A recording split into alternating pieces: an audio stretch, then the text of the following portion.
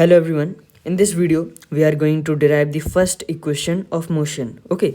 So derive करने से पहले बेसिकली मैं आपको कुछ बेसिक कंपोनेंट्स के बारे में बताना चाहता हूँ. ये आपको याद रखना है ना.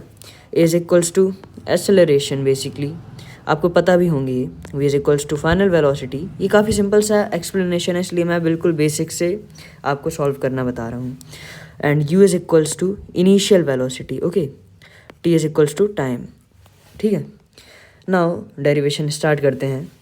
वी नो, हमें पता है कि जो एक्सेलरेशन का फॉर्मूला है वो क्या है. ठीक है. हमें कुछ चीज़ें याद रखनी पड़ती हैं, जैसे फर्स्ट इक्वेशन ऑफ मोशन के डेरिवेशन में हमें याद रखना है कि हमें एक्सेलरेशन का फॉर्मूला इनपुट करना है. ओके.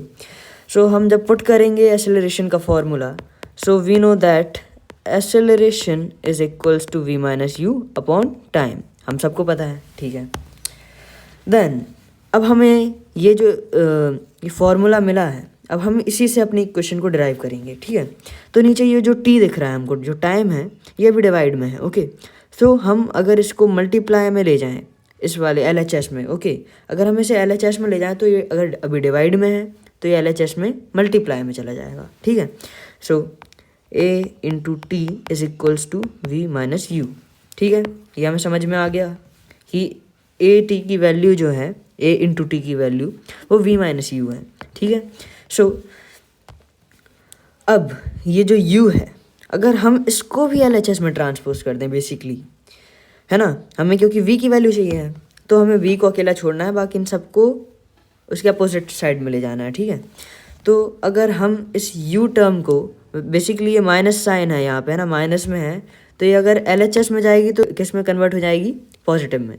सो अगर हम इसको यहाँ पे LHS में ट्रांसपोज कर दें तो ये बेसिकली प्लस में चली जाएगी.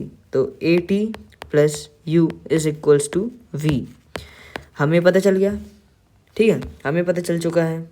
देन अगर हम इसी को रीअरेंज कर दें, रीअरेंज, अब हमने रीअरेंज वाले हैं कि v is equals to u plus a t. Basically बात वही है, बस हमने इसको रीअरेंज करा है ताकि हमारी equation of motion proper derive हो सके, है ना.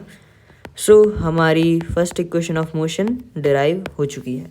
सो अब मैं सिंपली आपको समझाने वाला हूँ कि हमने इसमें करा क्या है. देखो, सबसे पहले हमें पता है बेसिक कंपोनेंट्स. ठीक है.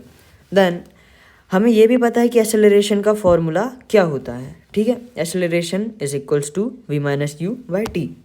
अब हमको कुछ नहीं, सिर्फ ट्रांसपोज करनी है टर्म को, इस टी को यहाँ ए के साथ इंटू करना है. अब जब हमें इसे ए के साथ इंटू करेंगे तो हमारे पास वैल्यू हो जाएगी a into t is equals to v minus u. Okay. अब हमारे पास ये वैल्यू है. अब हमें तो वी अकेला चाहिए ना बेसिकली. अगर हमें वी अकेला चाहिए है तो हमें इस यू को भी साइड ले जाना पड़ेगा, मतलब इसको अकेला करना पड़ेगा, तभी इसकी वैल्यू आएगी. ओके. अब हमने इस माइनस यू को जब LHS में ट्रांसपोज करा तो इसकी वैल्यू जो है वो प्लस यू में आ जाएगी. तो ए टी मतलब a into t plus u is equals to v. अब हमें पता चल चुकी है वी की value.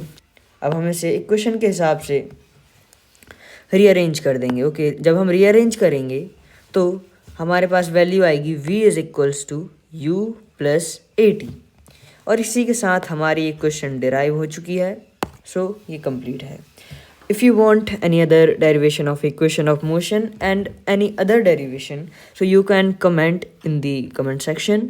And if you want a velocity time graph derivation, then I can also do it. Okay. So आज की वीडियो में इतना ही. मिलते हैं नेक्स्ट वीडियो में.